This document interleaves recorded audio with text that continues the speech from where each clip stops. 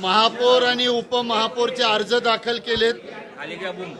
महापौरसाठी अश्विनीताई लांडगे यांचा उमेदवारी अर्ज दाखल केलाय। तसेच उपमहापौर पदासाठी साहिल केदारी यांचा आम्ही उमेदवारी अर्ज दाखल केलाय।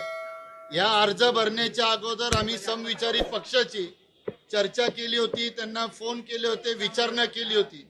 पण आम्ही निवडणुकीच्या अगोदर पण जे सांगितलं होतं ते आज परत एकदा सिद्ध होतंय की घड्याळाला मत म्हणजेच भाजपला मत।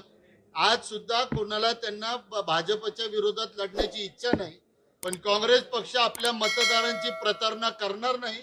आम्ही भारतीय जनता पक्षाच्या विरोधात निवडणूक महापौरची आणि उपमहापौरची लढवत आहोत आणि त्या अनुषंगाने आम्ही अश्विनीताई लांडगे आणि साहिल केदारीचा महापौर आणि उपमहापौरसाठी फॉर्म अर्ज आज दाखल केला। ठाकरेंचे एक नगरसेवक आहेत, आम्ही सर्वांना फोन केले होते, सर्वांची वाट बघितल्यानंतर आज आम्ही आमचे अर्ज दाखल केले।